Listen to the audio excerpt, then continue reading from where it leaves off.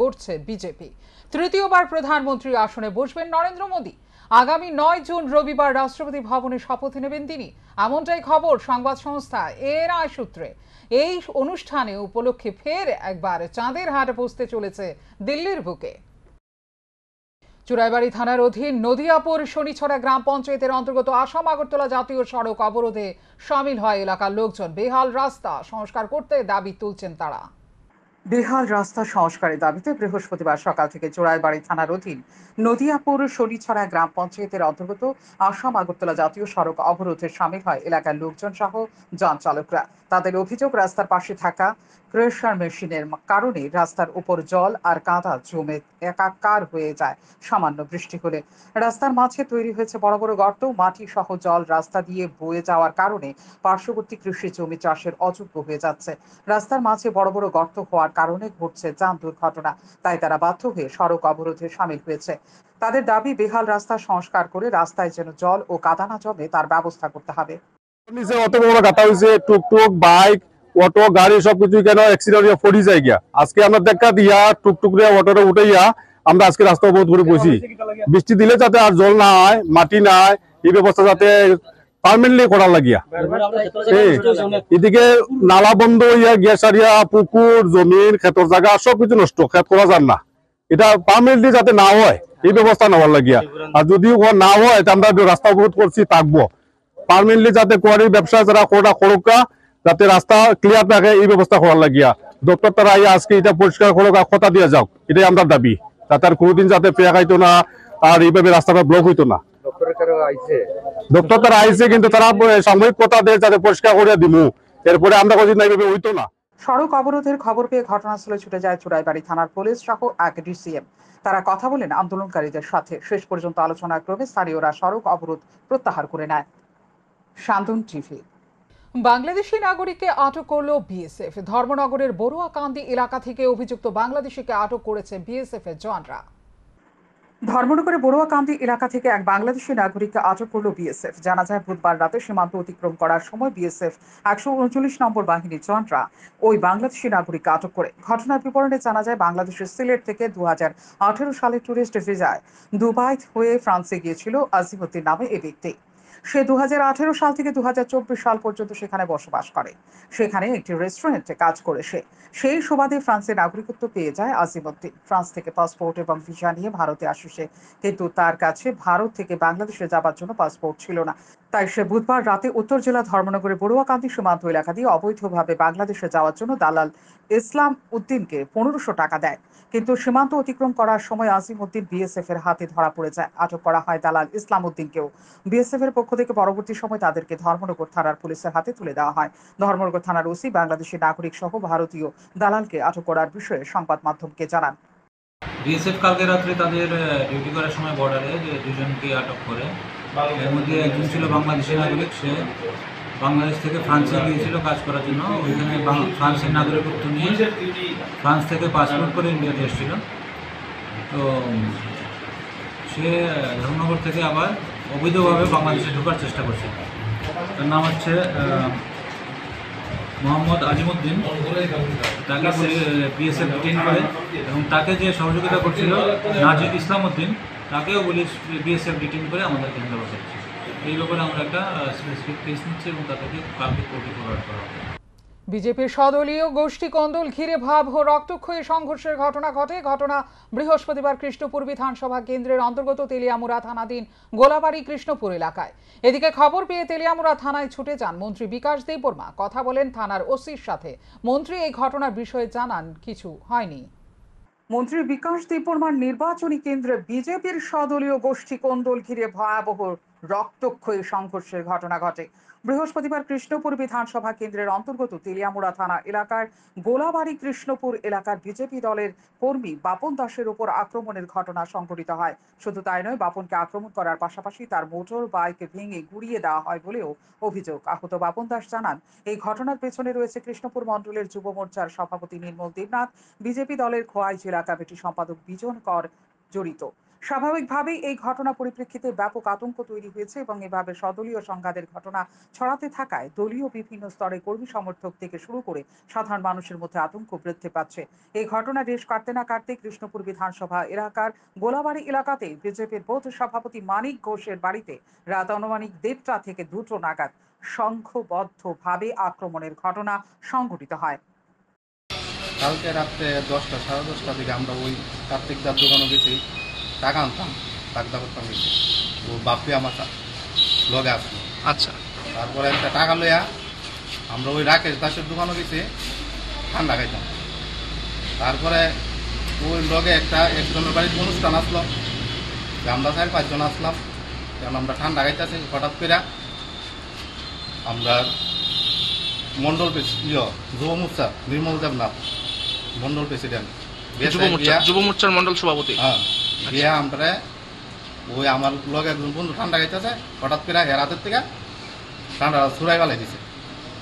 হঠাৎ করে জায়ান থেকে তোরা 10 তারিখ আমরা হঠাৎ করে গেরা যাইতাম আমরা, এটা বইয়া ধাক্কা মারছে শরীরের মধ্যে। ধাক্কা মারছে ওটা 2-3টা ধাক্কা দিছে, ধাক্কা দিয়া ধরে লাইছে আমরা, ধরে আমরা মাইট ধর করছে। আসলো লগে আসলো বিজন কর কইয়া দিছে, ও ডাইরেক্ট মাইরালা। তাই নিয়ে কোন দলের? তাইনা আসলো, তাইনা তো 6 জেলার মানে কোন পার্টি করে? তাই বিজেপি বিজেপি করে। আর আপনারা কোন পার্টি করেন? আপনারাও বিজেপি করেন। কোন বিধানসভা এটা? এটা কৃষ্ণপুর, মানে মন্ত্রী বিকাশ দেব বর্মার এলাকা। তো মন্ত্রী জানেনি ব্যাপারগুলো, এই যে এরকম এরকম নিজের আর কর্মী সমর্থকরার উপর যে হামলা হইতাছে?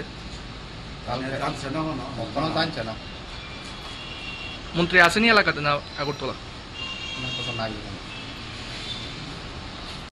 এই ঘটনার পরিপ্রেক্ষিতে কৃষ্ণপুর বিধানসভা কেন্দ্রের বিজেপির 15 নম্বর বুথের বুথ সভাপতি মানিক ঘোষের অভিযোগ, তার বাড়িতে যারা আক্রমণ করেছে তাদের মধ্যে এলাকারই বিজেপি দলের চুনোপুটি সৌরভ দাস যুক্ত রয়েছে এবং এলাকাবাসী সৌরভের স্বীকারোক্তিমূলক তাকে আটক করে ইতিমধ্যে তেলিয়ামুড়া থানার পুলিশের হাতে তুলে দিয়েছে। তিনি আরো জানান, তার বাড়িতে আক্রমণের ঘটনার পেছনে কোনোভাবেই অন্য কোনো দলের কর্মী সমর্থকরা জড়িত নয়। নিজ দলের একাংশই যে এই ঘটনা ঘটিয়েছে তা তিনি নিশ্চিত, তবে কি কারণে এই ঘটনা ঘটেছে তা নিয়ে বুঝতে পারছেন না। আমরা থানাতে আছি, আমার ছেলের উপরে কালকা রাত 10টা সাড়ে 10টার মধ্যে তারা শুধু মারধর করছে। কারা কারা? দুজন করা আছি, তাই নেতৃত্ব এই ঘটনাটা ঘটছে। তাই যদি কেন কইতো তোমরা এটা করো না, তাহলে এটা মানে কেন শেষ পেশ, তাই নিয়ে আর এটা না কইরা তাই নিয়ে আরো এটার মধ্যে দিয়া তাই নিয়ে আরো এটা বাড়ছে, মানে উস্কানি দিছে। তো এখানে আমরা আইসি থানাতে, আমরা সুষ্ঠু বিচারের লাগে আইসি, যাতে আমরা সুষ্ঠু বিচার আপনারা থানাতে কি মামলা করছেন? আমরা এফআইআর দাখিল করছি। কয়জনের নামে করছেন? 3 জন। কে? নির্মল, তাইনের বাড়ি এসে বাসা আছে। নির্মল কি? নির্মল দেবনাথ, হ্যাঁ, বিজয় ঘোষ, বিজন। তারা 3 জনের নামে আপনারা মামলা করছেন। তারা কি কোনো কি কারণে আপনারা আপনার ছেলের উপর হামলা করছে? এটা তো আমি কইতারলাম না স্যার, আমি তো বাড়ি থেকে আমরা আসি, আমরা তো অনেক রাত হয়ে যায়, 10টা সাড়ে 10টার সময় আমরা বাইক যাই। জানা যায় 29 কৃষ্ণপুর মণ্ডলের যুব মোর্চার সভাপতি নির্মল দেবনাথ, বিজেপি নেতা বিজন কর এবং বিজয় ঘোষ, এই 3 জনের নামে তেলিয়ামুড়া থানায় এফআইআর করা হয়েছে। এখন দেখার বিষয় পুলিশ এই বিষয়ে কি পদক্ষেপ গ্রহণ করে। বৃহস্পতিবার রাতে পরপর সদলীয় কর্মী সমর্থকদের ওপর এবং বাড়িঘরে হামলা হুজ্জুতির ঘটনা পরিপ্রেক্ষিতে গোটা এলাকায় ব্যাপক চাঞ্চল্য ছড়িয়ে পড়ে। শান্তন টিভি। ছেলের অসহ্য যন্ত্রণা সহ্য করতে না পেরে কঠোর হতে হলো মা বাবাকে। শেকল দিয়ে বেঁধে ঘরের মধ্যে ফেলে রাখলো তারা। তাদের অভিযোগ, তাদের ছেলে সাগর নাম উচ্ছৃঙ্খলতা চূড়ান্ত পর্যায়ে পৌঁছে গেছে। তাকে স্বাভাবিক জীবনে ফিরিয়ে আনতে তাদের এতটা পাষাণ হতে হলো। নেশায় আসক্ত ছেলেকে স্বাভাবিক জীবনে ফিরিয়ে আনতে পায়ে শেকল দিয়ে ঘরে বেঁধে রাখলো পরিবারের লোকজন। ঘটনা বিশালগড়ের মুরাবাড়ি এলাকার বাসিন্দা সাগর নাম। একসময় সাগর রং মিস্ত্রির কাজ করত। রং মিস্ত্রির কাজ করার সময় সে নেশায় আসক্ত হয়ে পড়ে। তারপর সে রং মিস্ত্রির কাজ সেরে দিয়ে গাড়ি চালানো শুরু করে। এরই মধ্যে সাগর ড্রাগসের নেশায় আসক্ত হয়ে এক মহিলার সাথে অবৈধ সম্পর্কে লিপ্ত হয়ে পড়ে। সাগর ও ওই মহিলা একসাথে ড্রাগস সেবন করে বলে অভিযোগ। একটা সময় সাগর নিজ বাড়ি ত্যাগ করে ওই মহিলাকে নিয়ে অন্যত্র ভাড়া থাকতে শুরু করে, কিন্তু তাদেরকে ভাড়া বাড়ি ছাড়তে বাধ্য করে এলাকার লোকজন। তারপর ওই মহিলাকে নিয়ে সাগর নিজ বাড়িতে ওঠে, কিন্তু বাড়ির কেউ ওই মহিলাকে সাগরের স্ত্রী হিসেবে মানতে নারাজ। সাগরের মায়ের বক্তব্য, তারা ওই মহিলাকে সামাজিকভাবে সাগরকে বিয়ের প্রস্তাব দেন, কিন্তু বিয়ের কথা বললে মহিলা বাড়ি থেকে পালিয়ে যায়। মহিলা সামাজিকভাবে সাগরকে বিয়ে করতে রাজি নয়। প্রায় দিন সন্ধ্যার সময় ওই মহিলা সাগরকে বাড়িতে রেখে আগরতলা বটতলা চলে যায়। বৃহস্পতিবার সকালে সাগর ওই মহিলাকে নিয়ে তার কাগজপত্র সহ বাড়ি থেকে পালিয়ে যাওয়ার চেষ্টা করে। তখন সাগরের পরিবারের লোকজন সাগরের পায়ে শেকল বেঁধে সাগরকে ঘরে বেঁধে রাখে। সাগরের মা নিজে স্বীকার করেন তার ছেলেকে বেঁধে রেখেছেন তারা, কারণ সাগর ড্রাগস সেবন করে। ড্রাগসা দেখে মহিলা ঘুরে দেখে আমরা বাঁধছি। আমি চাইতাম আমার খুব ভালো হয় বাচ্চাও, আমি চাইতাম আর কিচ্ছু চাই না, আমার খাওয়ানো চাই না, জন্য চাই না। আজকে কি হয়েছে? আজকে মানে পয়সা টাকা দিতাম, আধার কার্ড দিতাম, কইছে আমি মহিলার পরিচয় জানি না, কোনো তা চিনি না, বা এর বংশ আমি কোন বিশ্বাস, আমি আমাদের কাগজ দেবো আমার ফুলারে, আমার কাগজ আমার খুব যদি বাইক থাকতো আমি দিলাম বলে, মহিলা যদি বাইক থাকতো দিলাম বলে। মহিলা বাইক তুই থাকে না, হ্যাঁ সন্ধ্যা আগে আগে বটতলা কিতা দেড়ু আইনা দিয়া গেছে কয়বার কইরা দেয় না। মানে কে কে এটা? তার বড় দেড়ু কয়বার করে আইনা দিয়া গেছে। মানে কে জায়গা বটতলা? মহিলারা। মহিলা কি হয় আপনার? হ্যাঁ আমি আর কিচ্ছু না, আমি বিয়া করাইছি না, আমি কিচ্ছু না। আমার মানে আপনার ছেলে নিয়ে এমনি লইয়া ঘুরতেছে। কবে থেকে?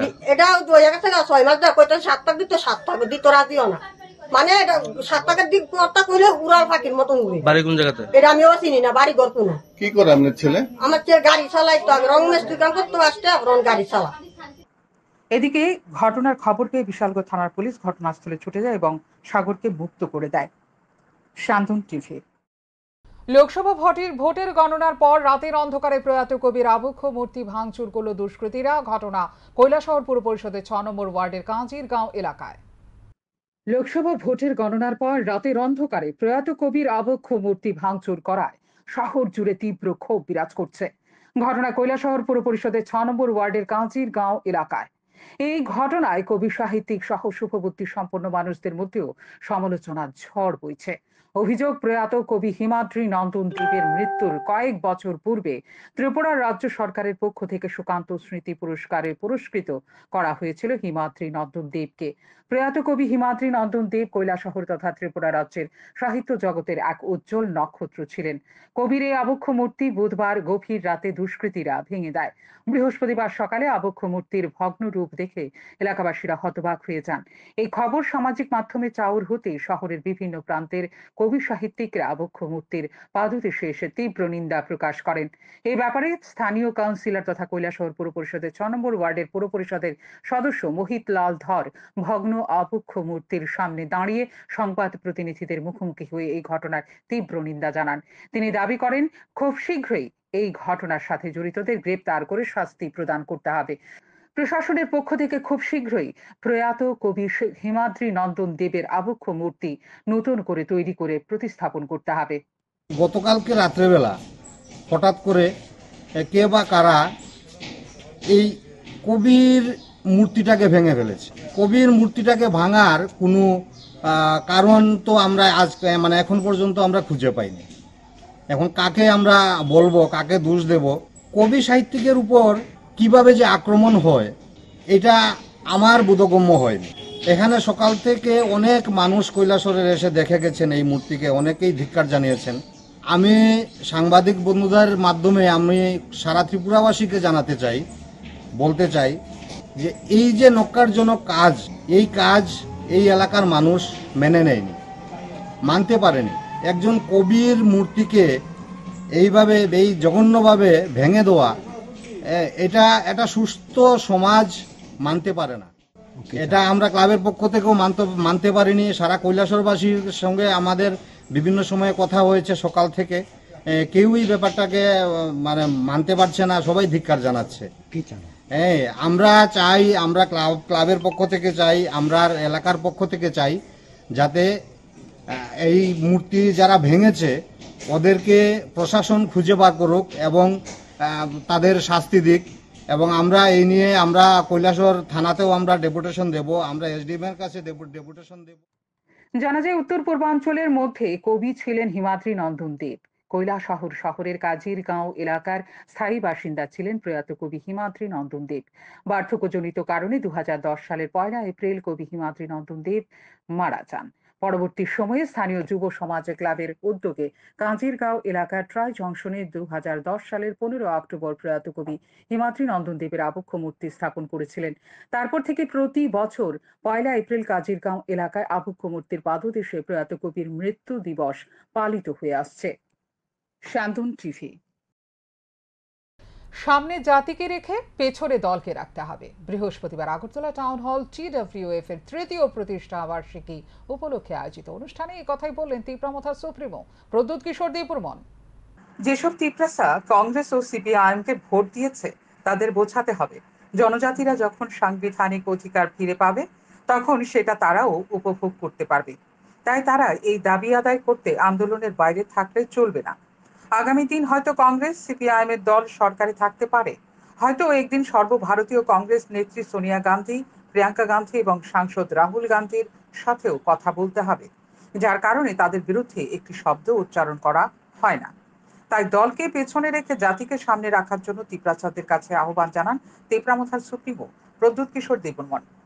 বৃহস্পতিবার আগরতলা টাউন হল TWF এর 3য় প্রতিষ্ঠা বার্ষিকী উপলক্ষে আয়োজিত অনুষ্ঠানের উদ্বোধন করেন তিপ্রামথার প্রদ্যুৎ কিশোর দেববর্মন।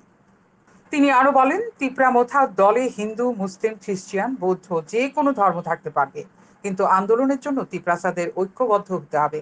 কারণ দলটা শুধু জাতির জন্য বানানো হয়েছে, কিন্তু কোনো বাঙালিকে আক্রমণ করা যাবে না। কারণ বাঙালির ঘর জ্বালিয়ে তিপ্রাসাদের ঘর বানাতে পারবে না। তিপ্রাসা ঘর বানাতে হলে দিল্লি গিয়ে বলতে হবে আমাদের পয়সা দিতে হবে। একইভাবে চাকরির জন্য দিল্লি গিয়ে বলতে হবে আমাদের চাকরির প্রয়োজন, ফান্ড দিতে হবে। স্বাধীনতার এত বছর হয়ে গেলেও ত্রিপুরায় তিপ্রাসাদের কাঁধে ভর বহু মানুষ রাজনীতি করছে, কিন্তু পেছনে অন্য কেউ চাবি লাগিয়েছে। তিনি আরো বলেন, আগামী দিন ছোট ছোট বিষয়গুলো দিল্লিতে দাবি করা হবে।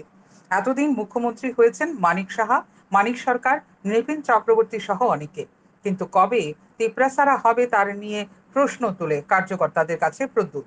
আরো বলেন, নীতিশ কুমার ও চন্দ্রবাবু নাইডু যদি দিল্লি গিয়ে প্যাকেজ চেয়ে সুযোগ নিতে পারে, তাহলে কেন ত্রিপুরা তিপ্রাসারা কেন পাবে না? এই অষ্টাদশ লোকসভা নির্বাচনে উত্তর পূর্ব এর মধ্যে সবচেয়ে বেশি সমর্থন করেছে তিপ্রাসা লোক। और जो भी करना है दिमाग से करना है, किसी के संग वायलेंस करके नहीं करना है। तो आप लोगों को मैं बोलना चाहता हूं, जो भी पूछता है कहां गया वो डिमांड, नहीं गया कहीं, वो डिमांड है। दिल्ली हमेशा पावरफुल नहीं रहता है, कभी उठता है कभी गिरता है। हम लोगों को अपना पोजीशन जहां था वहां में रखना है। ठीक बोल रहा है कि गलत बोल रहा है? नहीं, बुरे लोग से पूछ रहे हैं, ठीक बोल रहा है कि गलत बोल रहा है? आप लोगों को क्या, आप लोग नहीं, आप लोग बोलो। अगर आपको नहीं फाइट करना तो मैं छोड़ देता हूं तिप्रामथा। हां, जब तक आप अपना घर में अपना पति को नहीं बोलेगा हमको 10 रुपए दो, आपको 5 रुपए नहीं मिलने वाला, बोला कि नहीं? जब तक आप नहीं बोलेगा तो डिमांड करना सीखो, शर्म मत करो। यह आपका अधिकार है, कॉन्स्टिट्यूशन में लिखा है, संविधान में लिखा है, शर्म का बात नहीं है ये। लेकिन देखो कौन सा पोजीशन में आज हम लोगों का पोजीशन है। आज तिप्रामथा पूरे नॉर्थ ईस्ट में सिर्फ तिप्रासा ने सबसे ज्यादा सपोर्ट किया है। अब जब हमारे होम मिनिस्टर आए थे, मैं बहुत आदर करता हूं अमित शाह, कुमार घाट में बोला कि राजा साहब तो राजा साहब है, लेकिन बनिए से भी ज्यादा चतुर है छोटी छोटी बात में। अब छोटा छोटा बात को उठाकर दिल्ली में बात करके यहां में अपने लोगों को कुछ देना है। राजनीति स्वार्थी बनके नहीं हो सकता है, राजनीति में दिमाग का भी इस्तेमाल चाहिए। दिमाग भी चाहिए, कमिटमेंट भी चाहिए और कॉन्फिडेंस भी चाहिए। मैं चाहता हूं, I want all of you to be confident. All my MDC GMs, ADC election सिर्फ 18 महीना दूर है, आप क्या बोल के जाएंगे? क्या बोल के जाएंगे? कोई बोलता है आप कॉकबॉक्स का डिमांड मत करो, अभी हम लोग पावर में आ गए तो चुप बैठ जाएगा? नहीं, हमको चुप बैठने के लिए गवर्नमेंट ने, तिपरासा ने वोट नहीं दिया। खसरांग आप फोन करता है, महाराज राहुल गांधी अच्छा है, ये कोई अच्छा नहीं है, कोई खराब नहीं है। तिपरासा अच्छा है, हम सिर्फ तिपरासा का बेनिफिट देख रहा है, किसी और का बेनिफिट नहीं देख रहा है। টিডব্লিউএফ আয়োজিত অনুষ্ঠানে প্রদ্যুৎ কিশোর দেববর্মন ছাড়াও উপস্থিত ছিলেন দলের সভাপতি বিজয় রাঙ্খল, মন্ত্রী অনিমেষ দেববর্মা সহ অন্যান্য নেতৃত্ব। শান্তন টিভি। রাজধানী আগরতলা শহরের নিরাপত্তা ব্যবস্থা ফেরে প্রশ্ন চিহ্নের মুখে। বুধবার রাজধানী আগরতলা শহরে ঘটে যায় একাধিক ছিনতাইয়ের ঘটনা। সিদাইমোহনপুর এলাকার বাসিন্দা নবনীতা আচার্য কর্মসূত্রে তিনি রাজধানীর ইন্দ্রনগর এলাকায় ভাড়া থাকেন। বুধবার বিকেলে তিনি কাজ সেরে কর্মস্থল থেকে ভাড়া বাড়ির উদ্দেশ্যে রওনা হন পায়ে হেঁটে। নবনীতা আচার্য জানান, ইন্দ্রনগর হেপাটাইটিস ফাউন্ডেশন অফ ত্রিপুরার অফিস সংলগ্ন এলাকায় যাওয়ার পর পেছন থেকে এক ছিনতাইকারী বাইক নিয়ে এসে তাঁর গলা টিপে ধরে। তারপর ওই ছিনতাইকারী তাঁর গলায় থাকা 1 ভরি ওজনের স্বর্ণের চেইন ছিনতাই করে নিয়ে চলে যায়। মাথায় ফুল হেলমেট ও মুখে কাপড় বাঁধা ছিল ছিনতাইকারীর। শুধু তাই নয়, ছিনতাইকারী নিয়ে আসা বাইকের নম্বর প্লেট কাপড় দিয়ে বাঁধা ছিল বলে জানান তিনি। পরবর্তী সময় তিনি অভিযোগ জানাতে জিবি ফাঁড়ি থানায় যাওয়ার পর জানতে পারেন এই ধরনের ছিনতাই ঘটনা বুধবার আরও ঘটেছে। বাড়ির দিকে যাইতেছি তো এই জায়গার মধ্যে একটা স্কুটি থামানো, এই জায়গাটা হচ্ছে অমৃত স্টোরের ভিতরের গলি, কমলাকান্ত পাড়ার গলি। তো আমার বাড়ি হচ্ছে গ্যাসের এজেন্সির উল্টা সাইডে আমার বাড়ি। তো আমি এদিক দিয়ে যাইতেছিলাম, এখানে একটা স্কুটি থামাই নাচলাম। আমি জানি কি ভাবতে ভাবতে এরকম ভাবে হাইটটা ওই জায়গাটা অব্দি গেছি বড়দা একটা বাইক লয়ে একটা ছেলে আইছে, ফুল হেলমেট পরা, গ্লাস নামানো না, গ্লাসটা উঠাই নাই, মুখটা ঢাকায় না, ফুল হেলমেট পরা, হলুদ কালার একটা টি শার্ট পরে নাছিল। তারপরে আমি ওই জায়গাটা গেছি বড়দা, হঠাৎ করে বাইকটা আমার পাশ দিয়ে স্লো করছে, করে আমার ঘাটটার মধ্যে এরকম ভাবে চিপ দিয়ে ধরছে বলতে আমি লড়তে পারতেছি না, ঘাটটা এরকম ভাবে ঘুরাইতে পারতেছি না। তবুও আমি চোখটা এরকম ভাবে ঘুরাইছি। এবার চোখটি বড় করে লাল করে আমার জানি কি একটা কইছে, আমি কথাটা বুঝছি না। তারপরে আমার ঘাটটার মধ্যে যে হাত দিয়ে ধরছে বা হাত দিয়ে এই হাত দিয়ে আমার চেনটারে পেঁচাইছে, আমার চেনটা ধরতে পারতেছে না, আমার শার্টের কলারের লেগে আমার ধরতে পারতেছিল না। তারপর আমার শার্টের কলারটা এরকম ভাবে টান দিছে, তাই না, টান দিয়ে সে চেনটা এরকম ভাবে খাবলা দিয়ে চেনটা লইয়া হাতটা এরকম সোজা করে আমার চেনটা তাই হাতে ভাবে ঝুলতেছে, এই জায়গাটা দিয়ে তাই না টান করে গেছে গা। আমি এই করে যাইতেছে, এবার মহিলা জিজ্ঞেস করতেছে যে কি হয়েছে, আমি আমার চেন টান দিয়ে নিছে গা। তারপর চুর চুর করে চিল্লি দেন, আমি দৌড়াইতেছি ডানের পিছিয়ে চুর চুর করে, কিন্তু রাস্তা তো একদম নীরব আসলো, কেউ আসছিল না। তো হে বাইক লইয়া টান না গেছে গা। তেলিয়ামুড়া থানার অন্তর্গত উত্তর কৃষ্ণপুর গ্রাম পঞ্চায়েত এলাকার নয়নপুর গ্রামের অবিনাশ সরকারের ছেলে 20 বছর বয়সী অভি সরকারের অস্বাভাবিক মৃত্যুর ঘটনায় সৃষ্টি হলো চাঞ্চল্য। পরিবারের লোকজনদের কাছ থেকে জানা গেছে, গত 2 দিন আগে অভি তার নিজ গ্রামের পার্শ্ববর্তী এক গ্রামের কোনো এক পরিচিতের বাড়িতে গিয়ে মাছ ধরছিল। দীর্ঘক্ষণ ওই বাড়িতে থাকার পর যখন সে বাড়িতে ফিরে আসে তখন নাকি সে অসুস্থতা বোধ করছিল। শুধু তাই নয়, অভি নাকি তার মায়ের কাছে দাবি করেছিল সংশ্লিষ্ট বাড়িতে তার উপর দৈহিক আক্রমণ করেছে কয়েকজন। তারপর রাতের বেলা অভির শারীরিক অবস্থার অবনতি হলে তাকে তেলিয়ামুড়া হাসপাতালে নিয়ে যাওয়া হয়। অবস্থার অবনতি দেখে বৃহস্পতিবার জিবি হাসপাতালে নিয়ে গিয়েও শেষ রক্ষা হয়নি। শেষে অভির মৃত্যুর কোলে ঢলে পড়ে। 20 বছরের এই তরুণের মৃত্যুর কারণ নিয়ে এলাকায় ধোঁয়াশা সৃষ্টি হয়েছে। সারাদিন আমি ফোন টোন করতেছি, ফোন করছি রাখাছে রাতানে সামলের ভাই, সামলে কইছে সলাইয়া আন্দা বাইতে গেছে গা। এরা বাইতে দিলে কই বলে ইন্দাটা এরা বাইতা হিন্দা এরা বাইতে অনেক কই এরা বাইতে একটু ফোন করে দেওয়া না চিন্তা এরা ইচ্ছে যাক ফোন টোন। কার বাড়ি? ওই সুভদ্রা বাড়ির। কোনখানে সুবোধ? রামবাবু হারা। কি নাম সুবোধ? কি নাম? সুবোধ শিলাঠি। আচ্ছা, কে লিগে গেছিল ওইখানে? ওই এরা হুসকিনে বলে মাছ টাছ ধরছে। আচ্ছা, কবে গেছিল? হুসদিন কিবার গেছে গো? আচ্ছা, এরপরে কি হয়েছে? পরশুদিন যেদিন ওই পরশুদিন মঙ্গলবার এদিন সেটা আমি কই কিরে তুই সারাদিন কই আসলে কোথাইছ তো না দড়িছিরা আইছি দড়িছিরা। আচ্ছা, কি হয়েছে? দড়িছিরা বলতে বাঁধছিল কেউ? ওখানে এই দূর কথা যে কইছে দড়িছিরা আইসুত করছে কে কইতাম না তোমার কাছে, দড়ি ছিঁড়ে আইসি আমি কইতে দড়ি ছিঁড়ে আইস কেডা কিতা হচ্ছে তোরে কেডা মারছে কস না কইতাম না।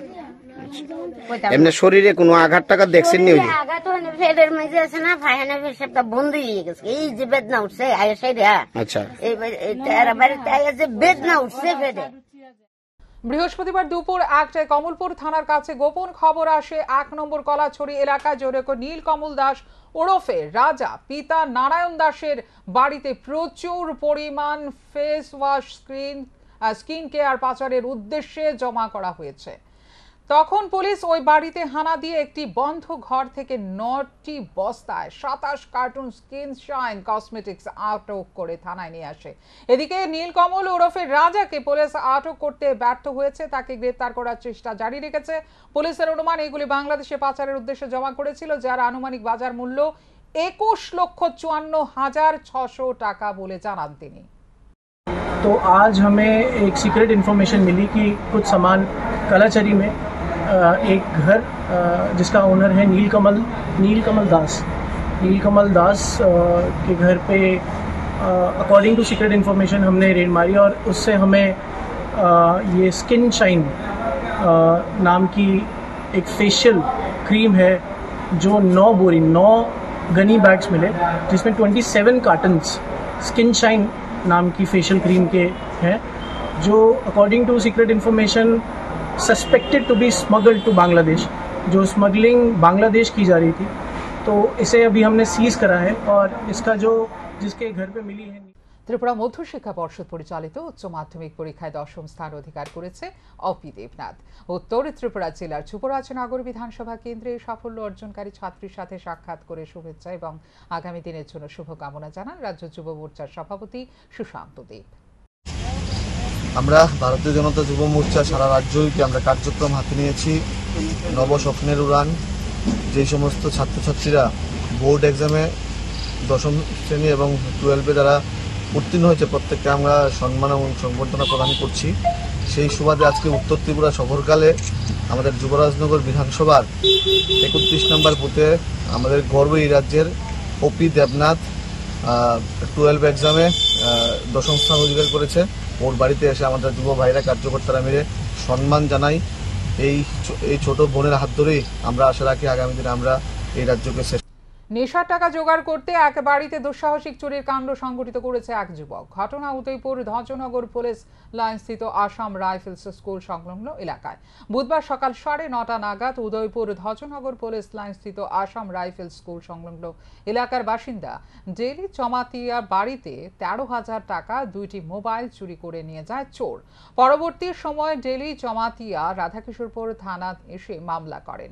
পরে পুলিশ মামলা হাতে নিয়ে 1.5 ঘন্টার মধ্যে এলাকার হান্তে জমাতিয়াকে আটক করে। বৃহস্পতিবার হান্তে জমাতিয়াকে জেলা জজ আদালতে প্রেরণ করা হবে বলে জানায় পুলিশ। আজকে আমরা বিকাল দিকে একটা অভিযোগ পাই ডেলি জমাতিয়া, ওনার কাছ থেকে আমরা অভিযোগ পাই ওনার বাড়ি হয়েছে Dhwajnagar police line Assam rifle ঠিক অপোজিট গেটের অপোজিটে। তাদের কাছ থেকে আমরা একটা অভিযোগ পাই সে সকাল 9:30 নাগাদ ওনার বাড়িতে চোর ঢুকে 2টা মোবাইল আর ক্যাশ রুপিস 13,000 চুরি করে নিয়ে যায়। এই অভিযোগটা নিয়ে আমরা এফআইআর নিলাম। এফআইআর কেস নম্বর হচ্ছে 50, কেস নাম্বার 50 আরকেপুর পিএস, আর সেকশন হচ্ছে 380। এই অভিযোগ নিয়ে আমরা তদন্ত শুরু করি। তদন্ত শুরু করার পরে আমরা বিভিন্ন সাইন্টিফিক্যালি আর বিভিন্ন সিস্টেম আমরা যখন তদন্ত করি আমরা এই টাকা যে চুরি যে হচ্ছিল এই টাকা আর মোবাইল আমরা উদ্ধার করি একজন হান্তে জমাতিয়ার কাছ থেকে। উনি স্বীকার করলো যে এই জিনিসটা জমি জবরদখল করে ভিটা মাটি থেকে উচ্ছেদ করার চেষ্টার ঘটনায় বিলোনিয়া আদালতে দ্বারস্থ দম্পতি। এই ঘটনা শান্তির বাজার মহকুমাধীন বাইখোড়া সুভাষ কলোনি এলাকায়। এই বিষয়ে শ্যামল সরকারের কাছ থেকে জানা যায়, আদালতে মামলা বিচারাধীন অবস্থা থাকাকালীন বুলডোজার চালিয়ে মাটি কেটে নেওয়ার চেষ্টায় বাধা দিলে প্রাণনাশের হুমকি দিয়ে চলেছে বলে অভিযোগ দুর্বৃত্তদের বিরুদ্ধে। গত শনিবার রাতে বসত ঘরে আগুন দিয়ে পুড়িয়ে মারার চেষ্টার ঘটনা সংঘটিত করা হয়, কিন্তু টের পাওয়ার পর পরিবারের লোকজন ঘর থেকে বের হয়ে প্রাণে বেঁচে যায়। যদিও এই দম্পতি শান্তির বাজার থানা দ্বারস্থ হয়ে ঘটনা বিষয়ে সুষ্ঠু তদন্তক্রমে অভিযুক্তদের দৃষ্টান্তমূলক শাস্তির দাবি করে অসহায় পাপিয়া দাস সরকার ও শ্যামল সরকার। তাদের অভিযোগ, শান্তির বাজারের বাসিন্দা প্রদীপ মজুমদার, রাজু মজুমদার ও কৌশিক চৌধুরীর বিরুদ্ধে তাদের বিরুদ্ধে মামলা দায়ের করেন গত রবিবার। মামলা করার পাশাপাশি বিলোনিয়া আদালতে দ্বারস্থ হয় বাইখোড়া সুভাষ কলোনি এলাকার দম্পতি পাপিয়া দাস সরকার ও শ্যামল সরকার।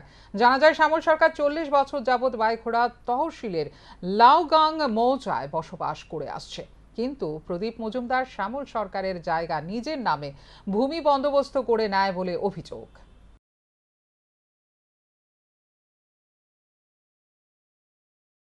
ছেলে রাজু মজুমদার এবং হের লগে আরো অনেক আছে, নাম জানি না, কিন্তু হে একজন কুট্টা ব্যবসায়ী। কিন্তু এখানে যে কুট্টা ব্যবসায়ী কুট্টা বেছে কত ফলামান আইয়ে, কিন্তু কোনো প্রতিবাদ না, কোনো কিছু আমরা শুরু হইতেছি না। তখন আমরা মাননীয় কোর্টে আমরা দ্বারস্থ হয়েছি। কার কার বিরুদ্ধে মামলা করছেন? মামলা করছি আমরা প্রদীপ মজুমদার, কৌশিক চৌধুরী এবং রাজু মজুমদার। গতকালকে কি হয়েছিল? আগুন লাগে আমাদের বসত বাড়ি পুড়ে দেওয়া হয়েছিল। বসত বাড়িতে আগুন লাগা দেওয়ার পরে ঘরের মধ্যে আমি বাচ্চাকে পড়াইতে আসি। আমার স্বামী খাইয়ে দেয় রাত্রে 9টা নাগাদ ঘুমাইছে পরে আমি বাচ্চাকে পড়াইতে আসি। রাত্রে হঠাৎ করে দেখতে আসি আমি ঘরের মধ্যে আগুন, পূর্ব কোণাতে আগুন দেখা যাইতেছে। আগুন দেখা যাওয়ার ফলে চিৎকারের ফলে দরজা ধাক্কাইতেছি। দরজা ধাক্কানোর ফলে দেখতেছি যে বাইরে দিয়ে লক লাগানো হয়েছে। লক লাগানোর ফলে এরপরে আমি অনেক চেঁচামেচি করার ফলে 4 জুন সারা দেশে লোকসভা নির্বাচনে ফলাফল ঘোষণা হওয়ার পাশাপাশি ত্রিপুরা রাজ্যের 7 রামনগর বিধানসভা কেন্দ্রের উপনির্বাচনে ফলাফল ঘোষণা হয়েছে এদিন। প্রত্যাশিতভাবে বিপুল ভোটে জয়ী হয়েছেন 7 রামনগর বিধানসভা কেন্দ্রের উপনির্বাচনে জয়ী বিজেপি প্রার্থী দীপক মজুমদার। তাকে বৃহস্পতিবার সংবর্ধনা জানানো হয়। 8 নং টাউন বর্দোয়ালি মণ্ডলের পক্ষ থেকে মণ্ডল কার্যালয়ে এই সংবর্ধনার আয়োজন করা হয়। বিজয়ী প্রার্থী দীপক মজুমদারের হাতে পুষ্পস্তবক তুলে দিয়ে শুভেচ্ছা জানান মণ্ডলের সদস্যরা। তারপর সংবাদ মাধ্যমের মুখোমুখি হয়ে দীপক মজুমদার বলেন, তিনি এই জয়ের জন্য রামনগরবাসীকে ধন্যবাদ জানান। পাশাপাশি প্রধানমন্ত্রী নরেন্দ্র মোদী সহ রাজ্যের সমস্ত কার্যকর্তাদের তিনি ধন্যবাদ জানিয়েছেন, কারণ তাদের নিরলস পরিশ্রমের কারণেই তিনি জয়ী হতে পেরেছেন বলে জানান এদিন। তিনি আরো বলেন, আগামী দিনে রামনগর বিধানসভা কেন্দ্রের উন্নয়নের জন্য তিনি সকলকে নিয়ে কাজ করবেন। বিধায়ক হিসেবে প্রথমবারের মতো জয়ী হওয়া সহ একটা আনন্দের বিষয়।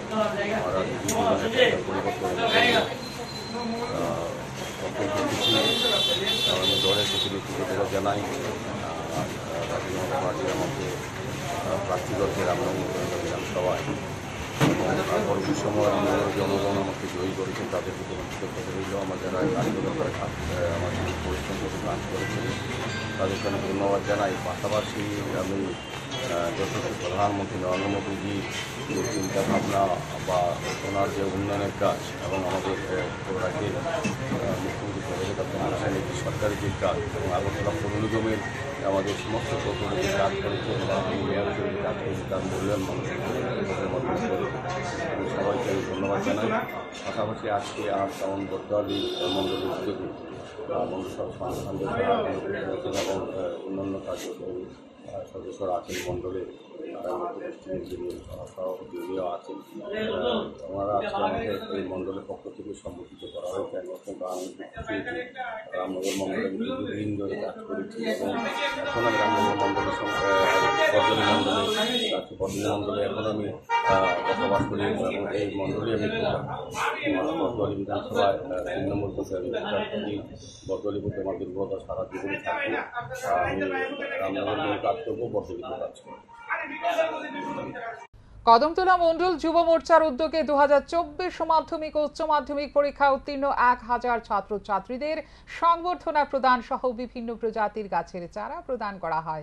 বৃহস্পতিবার এদিন কদমতলা টাউন হলে সকাল 11টা থেকে শুরু হয় সংবর্ধনা অনুষ্ঠান পর্ব। ব্লক এলাকার 1000 ছাত্রছাত্রীদের সংবর্ধনা প্রদান সহ বিভিন্ন প্রজাতির গাছের চারা তুলে দেওয়া হয়। উপস্থিত ছিলেন যুব মোর্চার রাজ্য সভাপতি তথা বিশালগড় কেন্দ্রের বিধায়ক সুশান্ত দেব, কদমতলা মণ্ডল যুব মোর্চার সহ সভাপতি জন্মজিৎ কানু, সম্পাদক ইকবাল হোসেন সহ অন্যান্যরা। আমাদের এই সময়টা অত্যন্ত গুরুত্বপূর্ণ সময়। আমরা যারা এখানে মাধ্যমিক উচ্চ মাধ্যমিক পরীক্ষায় উত্তীর্ণ হয়েছি, আমাদের এখন থেকেই আমাদের লক্ষ্য স্থির করতে হবে। আমরা কিভাবে আমাদের ভবিষ্যৎকে নির্মাণ করব, আমরা কিভাবে আমাদের মা বাবার নাম আরো বেশি করে উজ্জ্বল করব, আমরা কিন্তু এখন থেকে আমাদের লক্ষ্য স্থির করতে হবে।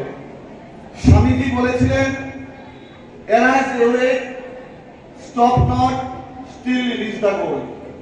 উঠো জাগো, যতক্ষণ পর্যন্ত লক্ষ্যে না পৌঁছবে থামা যাবে না। আমাদের লক্ষ্য স্থির করতে হবে এবং অত্যন্ত পজিটিভ দৃষ্টিভঙ্গিতে। আমাদের সমাজ ব্যবস্থায় দুইটা দৃষ্টিভঙ্গি আছে, একটা পজিটিভ, একটা নেগেটিভ। আমরা যত বেশি পজিটিভ ওয়েতে চলাফেরা করব, তত আমাদের ভবিষ্যতের জন্য ভালো হবে।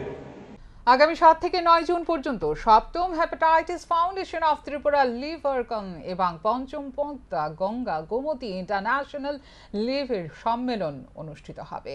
আগরতলা হাপানিয়া স্থিত ইন্টারন্যাশনাল কনফারেন্স হলে 3 দিন ব্যাপী হবে এই অনুষ্ঠানের উদ্বোধন করবেন মন্ত্রী সুশান্ত চৌধুরী।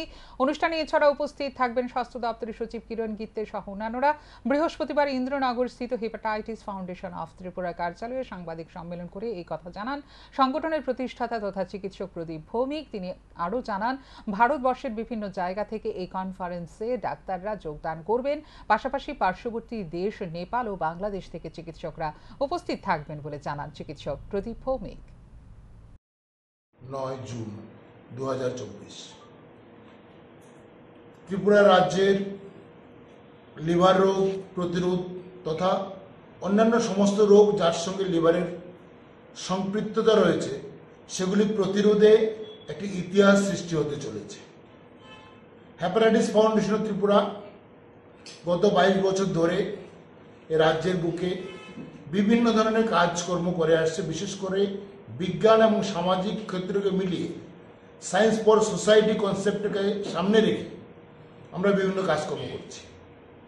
প্রথমে আমরা হেপাটাইটিস বি ভ্যাকসিনেশন শুরু করেছিলাম, কারণ 2002 সালে আমরা যখন কাজ শুরু করি তখন মূল স্বাস্থ্য সমস্যা ছিল হেপাটাইটিস বি রোগ। সেই কাজ করতে করতে যদি আমরা এগিয়ে যাই, আমরা দেখি হেপাটাইটিস বি ভ্যাকসিনেশনের মাধ্যমে প্রতিরোধ করা গেলেও সময়ের সঙ্গে সঙ্গে অন্যান্য লিভার রোগও কিন্তু বেড়ে যাচ্ছে। যেমন আমাদের রাজ্যে অ্যালকোহল জনিত লিভার রোগ একটি অন্যতম বড় সমস্যা এবং আজকে সারা পৃথিবীতে লিভার রোগের অন্যতম প্রধান কারণ ফ্যাটি লিভার ডিজিজ বা এখন বিভিন্ন নামে সেটাকে বলা হয়, সেই non alcoholic fatty liver disease. এখনকার মতো এই মুহূর্তের সংবাদ এই পর্যন্ত। অন্যান্য আপডেটস দেখার জন্য অবশ্যই নজর রাখতে হবে স্যান্দন টিভির পর্দায়। স্যান্দন টিভি, দায়বদ্ধতাই যার ঐতিহ্য।